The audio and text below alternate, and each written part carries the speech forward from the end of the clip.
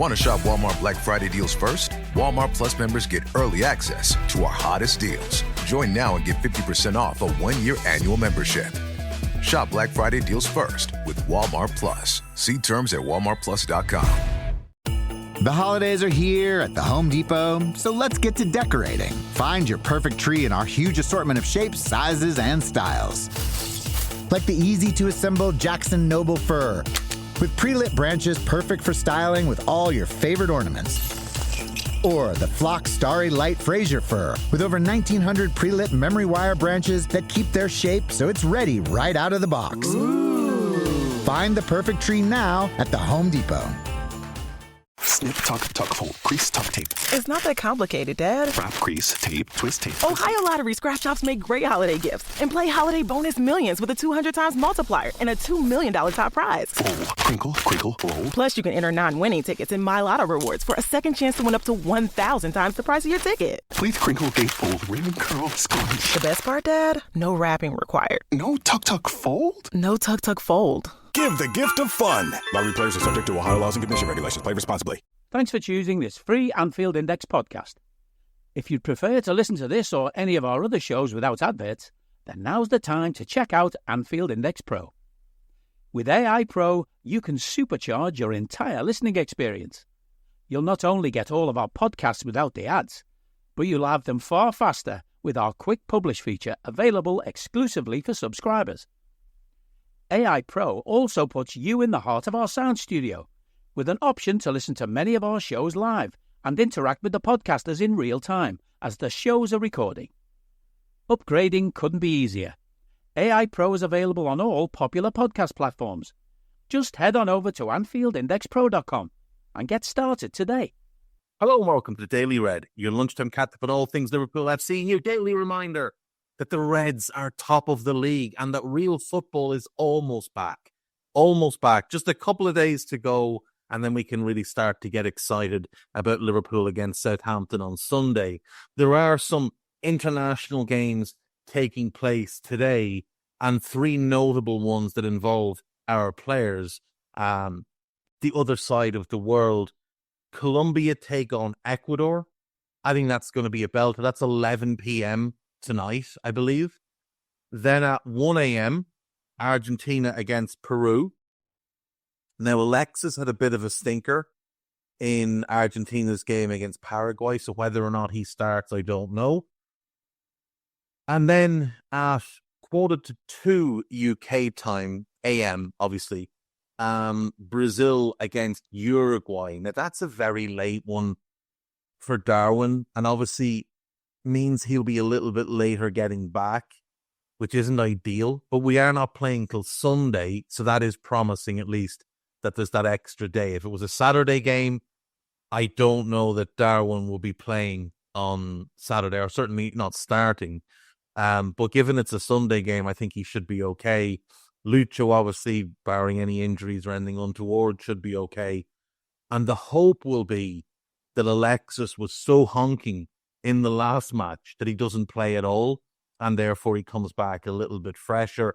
Obviously, yesterday we got the news that mega Liverpool fan Ronald Koeman, known for his Christmas tree with red baubles, has decided to let Virgil return early, so that was great. I don't know if you saw the Scotland game over Poland, but Ben Doak had another really impressive outing. So that's 2 in this international break.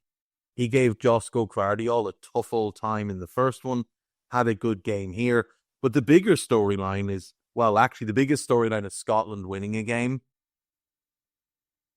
We'll just let that one sit for a second. But Andy Robertson scoring a goal. He doesn't get many, does Robbo.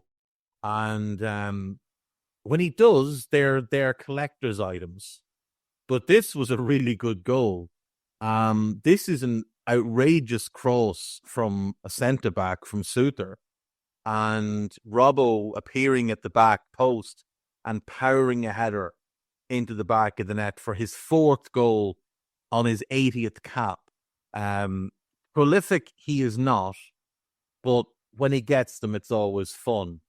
That is 27 career goals for Robbo, club and country, in 594 games. And when you say that number, 594 games, that is a lot of football that Andy Robertson has played. When you factor just his Liverpool career, 312 games for us, and it was while with us that he really established himself with his national team.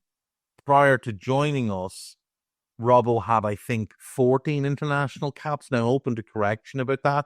I think it was 14, which is 66 then since joining us. So you take that 66 and lob it on to 312, you're talking 378 games that Andy Robertson has played across the last 7 and a bit seasons, which does explain why we're seeing the fall off that we are. It explains the fact that at 29, he's now 30. Well, actually, at 28, he started to decline.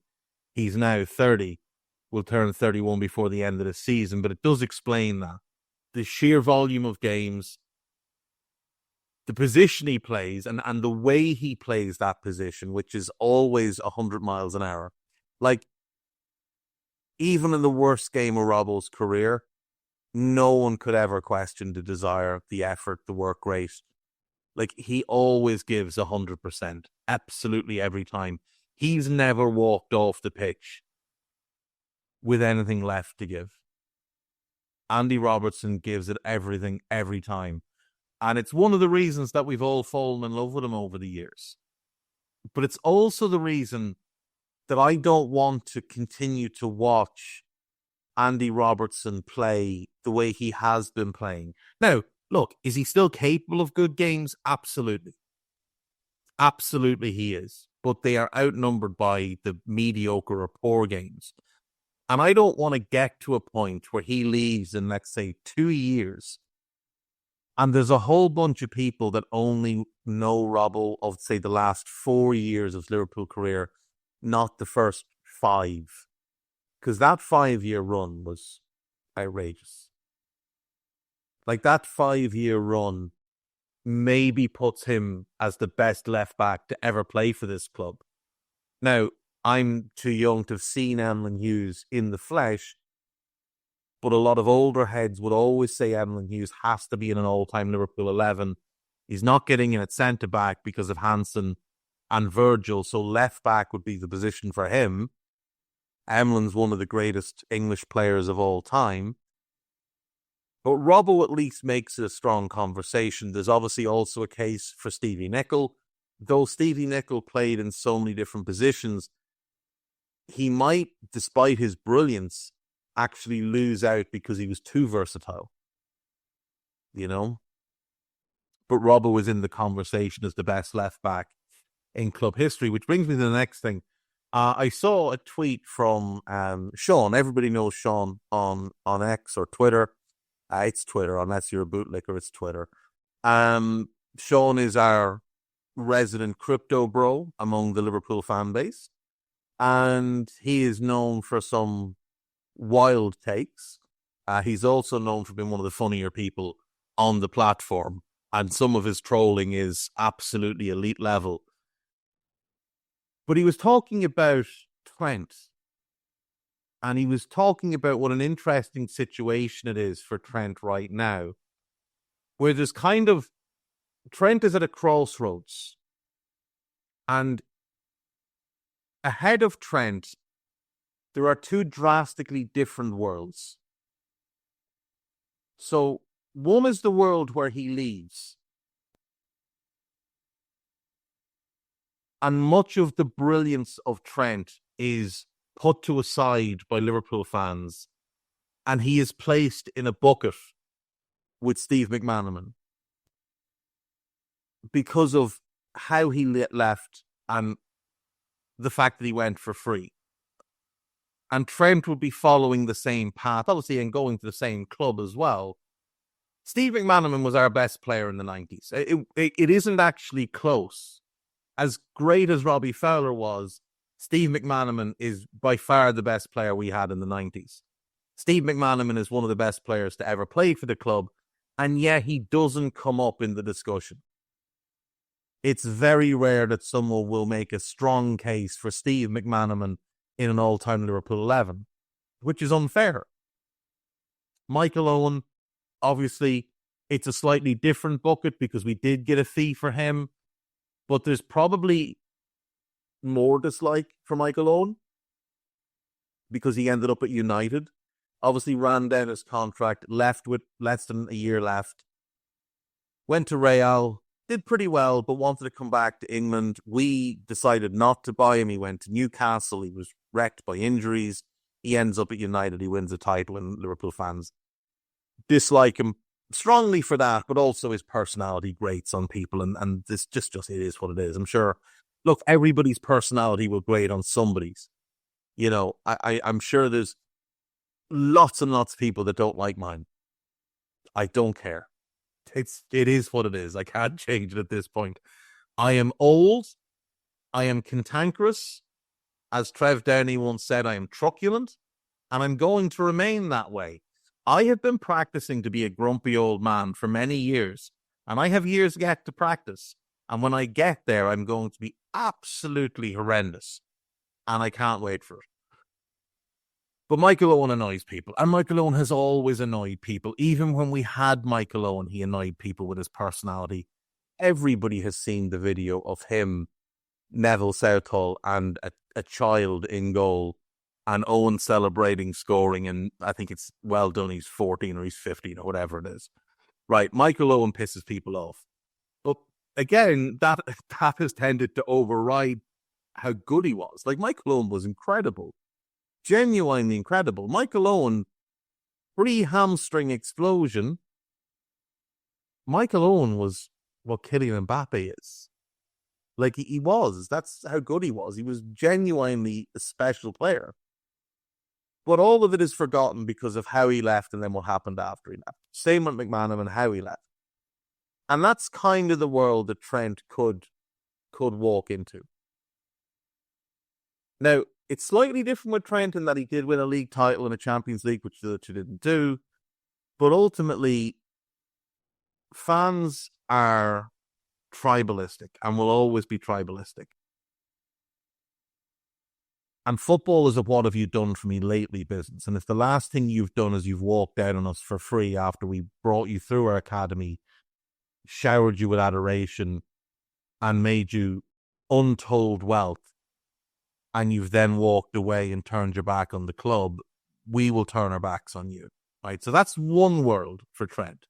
Now, I disagree with Sean's characterization of the other world, but I get where he was coming from. So Sean said he could be captain of Liverpool for 10 years. Virgil is going to be captain for the next couple of years, barring Virgil deciding to hand the armband to Trent, which I don't want to see. I'm not on board with the Trent as captain thing. I don't think he possesses the right traits to be captain. Virgil is the leader of our team, has been since the day he walked through the door, should have had the armband years earlier, and I don't want to see it taken off him because he is the leader of this team. Now, he can lead without the armband, but nevertheless, he wants the armband. So, let's say Virgil stays 2 years after this one. Trent would then be 28, getting the armband. He'd actually be pushing 29. He would need to play to 38, almost 39, to get 10 years. So that's not happening. The next point Sean made was he could become top 3. No, he said, he could make the most appearances for the club. That's not happening either. So, to date, Trent has played 325 games for the club. Our most appearances is obviously the great Ian Callaghan. And Ian Callaghan made 857 appearances.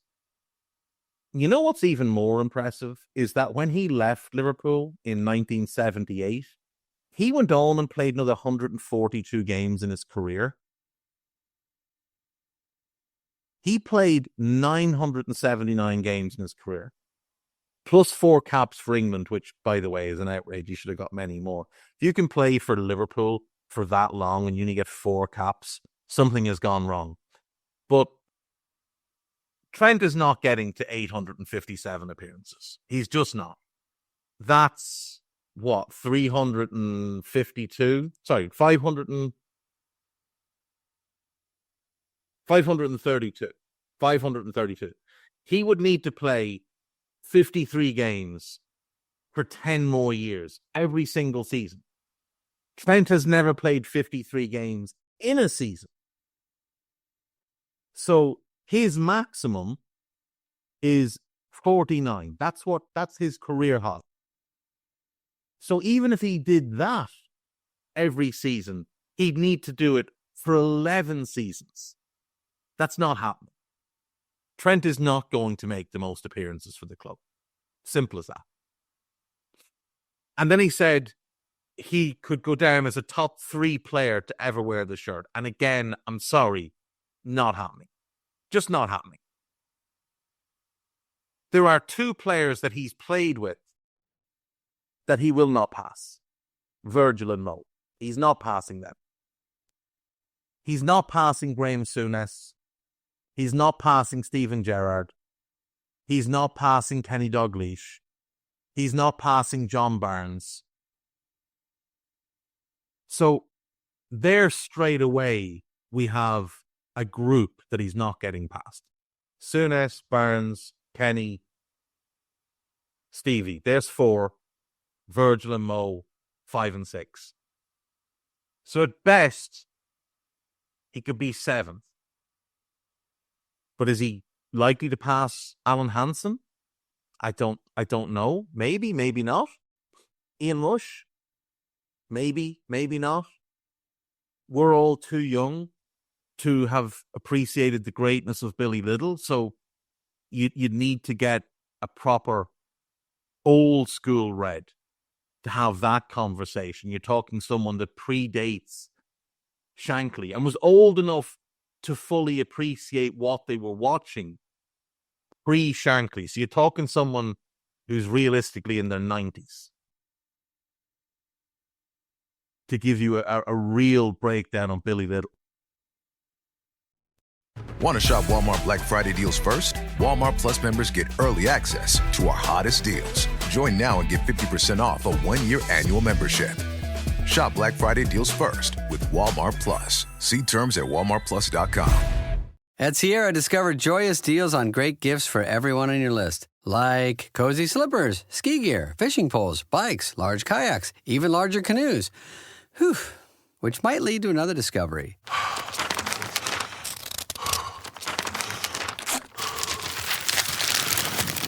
Wrapping gifts is the only sport you need to stay fit this season. 'Tis the season to discover great gifts at unexpectedly low prices. Sierra, let's get moving. Subtle results, still you, but with fewer lines. Botox Cosmetic, out of botulinum toxin A, is a prescription medicine used to temporarily make moderate to severe frown lines, crow's feet, and forehead lines look better in adults. Effects of Botox Cosmetic may spread hours to weeks after injection, causing serious symptoms. Alert your doctor right away as difficulty swallowing, speaking, breathing, eye problems, or muscle weakness may be a sign of a life-threatening condition. Patients with these conditions before injection are at highest risk. Don't receive Botox Cosmetic if you have a skin infection. Side effects may include allergic reactions, injection site pain, headache, eyebrow and eyelid drooping, and eyelid swelling. Allergic reactions can include rash, welts, asthma symptoms, and dizziness. Tell your doctor about medical history, muscle or nerve conditions including ALS or Lou Gehrig's disease, myasthenia gravis, or Lambert-Eaton syndrome, and medications, including botulinum toxins, as these may increase the risk of serious side effects. For full safety information, visit BotoxCosmetic.com or call 877-351-0300. See for yourself at BotoxCosmetic.com. It's possible Trent becomes top 10 ever. That's it. 7, 8, 9, 10. Maybe somewhere in that range. If everything goes well for him, that's where he could end up. And the funny thing is, when you push back on this on Twitter, not from Liverpool fans, but you get fans of other clubs appearing in your replies saying, "Oh, but what about the idea that Trent's the best right back ever?" both things can be true. Trent can be the best right back ever and still not end up as a top 10 player in the history of this club. Because remember the club you're talking about. One of the great clubs in world football. The greatest club in English football, the most successful club in English football. So if Trent ends up as our 11th best player ever, that's still an unbelievable level to have gotten to. And I didn't even mention the likes of Alisson, Ray Clements, Emlyn Hughes, Steve Nicol again. There's so many outrageously good players that have played for this club. I mean, the best player I've seen for us is Luis Suarez. He doesn't crack the top 15 because he doesn't have the longevity. Trent will have the longevity, but he's not Luis Suarez, So this idea that he can't be both the best right back ever and not a top 7, 8, 9, 10 player for Liverpool, those things aren't mutually exclusive. He can be both. He can be our 11th best player and the best right back ever. Because this is Liverpool. This isn't some fly-by-night club. There's incredible players that have also played for Manchester United and aren't top 10 in their history. There's incredible players that have played for Barcelona or Bayern Munich or AC Milan or Real Madrid and aren't top 10 in their histories. Because we as clubs sit above everybody else. That's the elite bracket. Real sit kind of on their own shelf. And then it's ourselves, Barcelona, Manchester United, AC Milan, and Bayern Munich. And I would say that's the hierarchy. Those 5. Real at the top of the pyramid, us on the next shelf. And then you get into your Juventuses and your Inter Milans and whoever else you want to put in. But those 5 are the 5. And history shows us that. Even the modern fan bases show us that, Like Chelsea would be on that shelf with Inter and with Juve, but they're not on our shelf. If Trent was a Chelsea player, he would be probably a top 5 Chelsea player ever because they don't have the historical element that we have. They don't have those great... I didn't even mention Kevin Keegan, who's a top 10 player in our history, and I don't think Trent is passing him. So, but he could absolutely be captain for 5 or 6 years. He could absolutely make 700 appearances for the club. He could absolutely be a top 10 player in Liverpool history. And trust me when I say, if you're a top 10 player in the history of the of Liverpool Football Club, chances are you're somewhere in the top 150 to ever play the game anywhere. And again, he could still be the best right back. There's many, many clubs where Trent would be the greatest player they've ever had. Most clubs, Trent would be the greatest player they've ever had. But this is Liverpool, and things are just different here. Moving along on This is Anfield, there is a piece about Fabian Mrozek, who has returned to Liverpool after a short loan spell with a Swedish club whose name I'm not going to denigrate by butchering. This apparently was always part of the plan, that it was only a short-term loan. Obviously, their season runs through the summer, so it's now come to an end. They run March to November. Their season is over. So there's no more football for them to play. Hence, he has returned. So my guess would be he trains with the first team between now and January, and he goes on another loan at that point. There is much talk coming out of France that Didier Deschamps is preparing to strip Kylian Mbappe of the international captaincy. Mbappe, the temper tantrums, the ego, the constant whinging, it seems to finally reach breaking point with Deschamps. And now there is suggestion that he is not going to be captain anymore. And it seems like there are two contenders to replace him. Now, N'Golo Kante has been floated, but I don't think he's a realistic option because he doesn't play every game for them. He's also, I mean, what age is N'Golo Kante now? He must be 33, 34.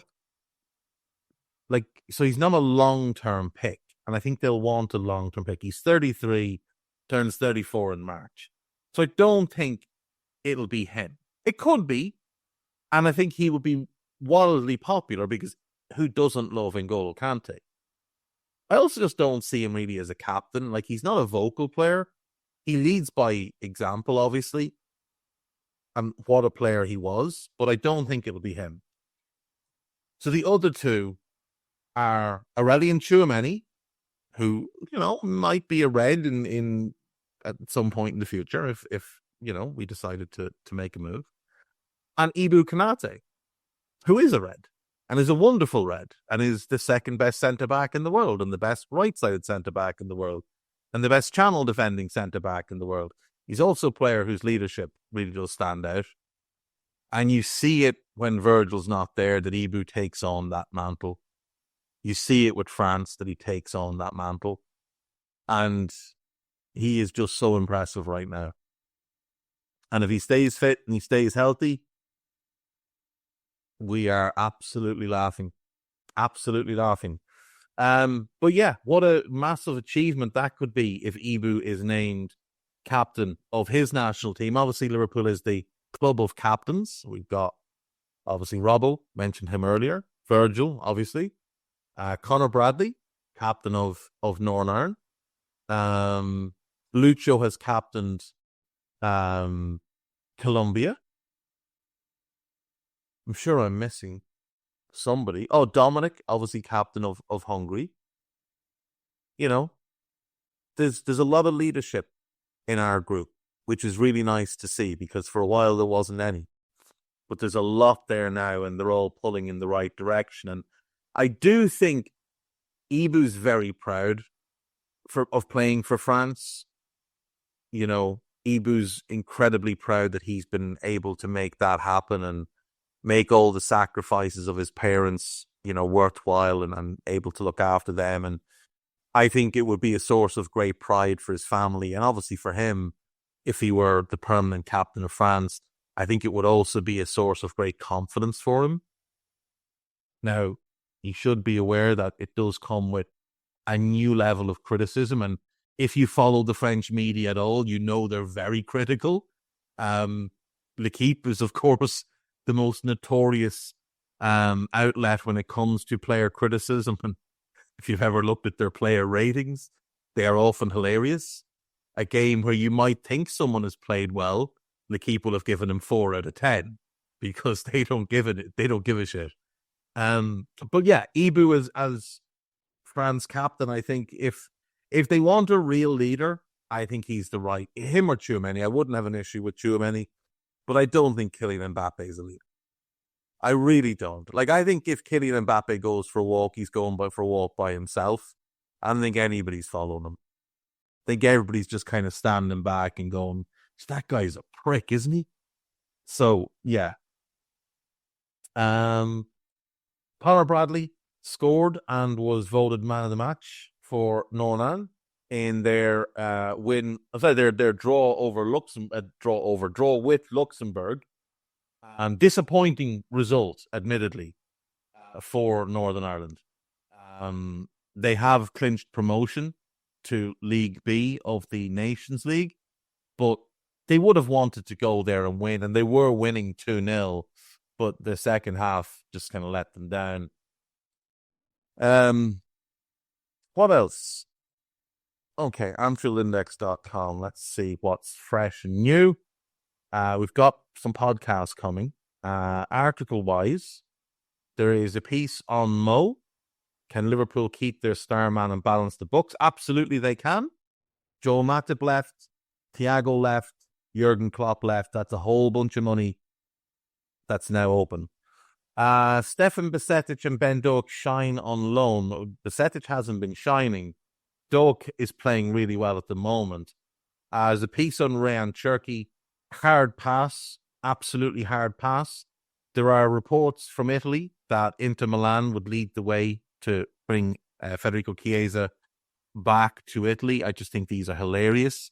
The Italian press seems to be under the impression that he's just not playing and that it's not because he's not available to play. He's not ready to play. He's not fully fit yet. He's getting a preseason right now. That's why he's not playing. And when I see people like Liverpool fans go, where's Federico Chiesa? Listen to the manager. He's been really transparent about this. Queven Keller sparks 35 million transfer race. I think we're going to get big money for Kev. I do. I think we're going to get real big money for him. Podcast-wise, there is a new transfer metrics show where Dave Davis and Phil Barter had a look at Omar Marmoush, Antoine Semenyo, and Brian Mbomo and what they could bring to the squad and whether or not they would tick the right boxes.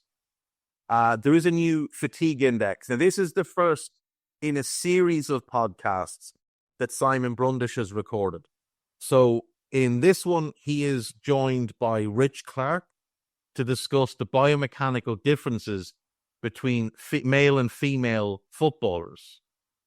So get on board with this. This is going to be really educational stuff.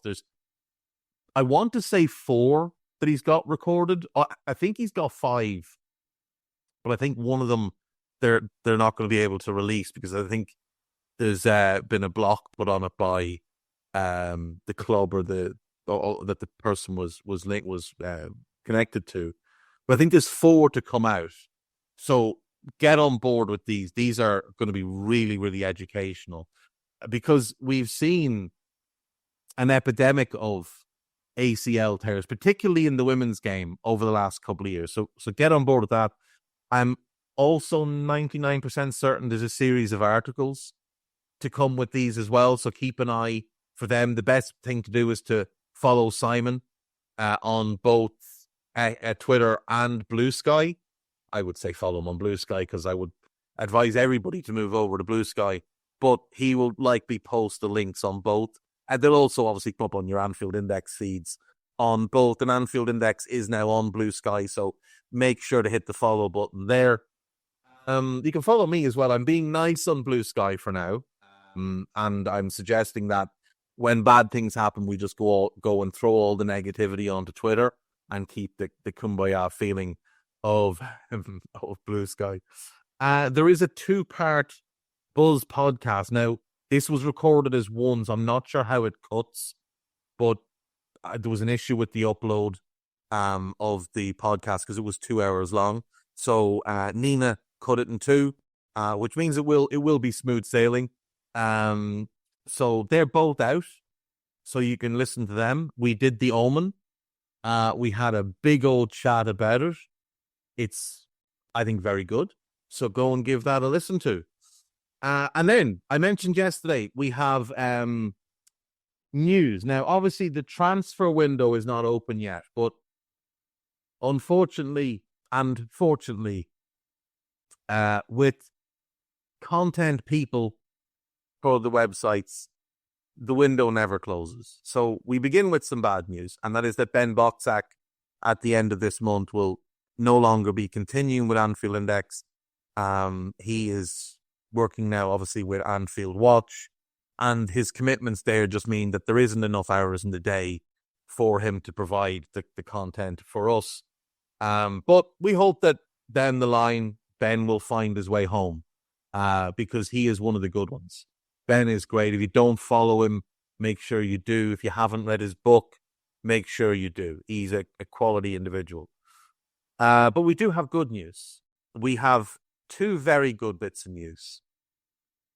The first one is that we're going to bring a tactics video to our YouTube probably the day after each game. And Dan Rhodes is on the road to recovery, no pun intended. And therefore, he is going to be hopefully taking that assignment. Dan Rhodes is as good as it gets. So make sure you keep an eye on that. And welcome back, Rhodesy. You have been missed massively, my friend. And then giving the people what they want, having decided to take a big step back over recent years and a secondary step back in the last 12 months, where he was doing some bits, he's now stepped back from doing them. But Gags Tandon is back. The Gags Tandon show will return with a post-match reaction live on YouTube, 15 to 20 minutes after every game. So get on those. Those will be good. Now, we may be launching live watch-alongs on our YouTube. We've seen other outlets do them, and some of them are good, some of them are not. But we know that there's people that want that content. So it looks like we're going to have live watch-alongs on our YouTube. Now, it's not yet determined who will do that. I can assure you it will not be me. You do not want to watch me watch a game of football and watch the rage build. You just don't want to watch that. You want something that's got some rage, but got some joy. So we have it narrowed down. It may be a new face to you all. It may be somebody that's not from the existing Anfield Index core. But from what I've told, our director of recruitment, one of the many hats that he wears, Mr. Gibbs, is narrowing in on his top target, and he thinks he's found a belter. So keep an eye on that one. That's hopefully to come in the next couple of weeks. So lots to come. We're gonna make a push on the YouTube. I don't know if I'm gonna be involved in it. It's not really my thing, you know. I would feel incredibly self-conscious that I couldn't be, you know, just spinning on my chair or whatever, as I tend to do. So I don't know if I'm going to be involved on any of the YouTube stuff, but you're seeing a lot more content there now from Dave Davis, who loves the camera. Dave, whether the camera loves him or not remains to be told, but Dave Davis loves the camera. Trev and Jan potentially might be one that goes there. We'll see with the Under Pressure lads. Dan Kennett needs to invest in a lamp, by all accounts, if so. But we'll see what happens. There's going to be content. There will be new content. And it may well be that some of the existing content, while also remaining in the audio realm, also offers the video option. So, you know, there's definitely plenty to come. 2025, I think, is going to be a year of growth for Anfield Index. And that's the hope anyway. So do stick with us. Give it a try. If it's not for you, it's not for you. You know, if you decide, I prefer listen just to the audio while I walk the dogs or whatever, great. That'll still be here. Nothing will change on the audio side. But there may well now be the video options as well for most of our stuff and some new stuff. So that's it. That's what I have for you today. Take care of yourselves. Fingers crossed none of our lads get injured in the international games today, particularly those boys in South America, because flying home with an injury wouldn't be fun. It's a long-ass flight. I'll see you tomorrow. Take care. Bye-bye. We hope you enjoyed listening to this Anfield Index show. Please be sure to subscribe to our channel so future podcasts find their way to your device automatically. There's nothing quite like fan engagement, and we'd love to know what you think of anything discussed on this show. The best way to get in touch is over on our free Discord community, where both podcasters and listeners debate the hottest LFC topics 24/7. Sign up free now at AnfieldIndex.com/Discord. You won't regret it. You can also follow us on Twitter at Anfield Index and find us on Facebook by searching for Anfield Index. Oh, and before you go, we'd love it if you could leave us a 5-star review on your favourite podcast app. It only takes a couple of seconds, and it means the world to the people who create these free shows.